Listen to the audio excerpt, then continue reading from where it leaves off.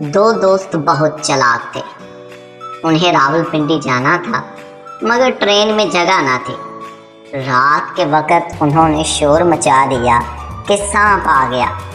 ये सुनते ही सारे मुसाफिर खौफ के मारे डब्बे से उतर गए। दोनों दोस्त जल्दी से ट्रेन में सवार हुए और बर्थ पर सो गए। जब उनकी आंख खुली तो सामने एक कुल्ली खड़ा था।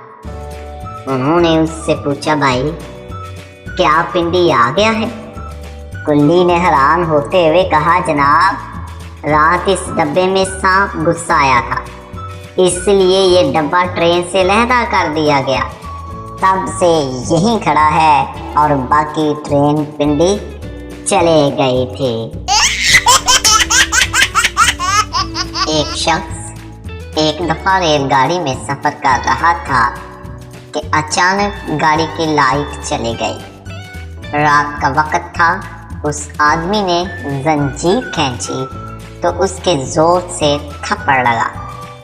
उसने फिर एक जंजीर खींची तो फिर उसके जोर से एक थप्पड़ लगा। फिर जब वो तीसरी दफा जंजीर खींचने लगा तो फौरन लाइट आ गई। उसने लोगों से पूछा, किसने मेरे थप्पड़ मारे?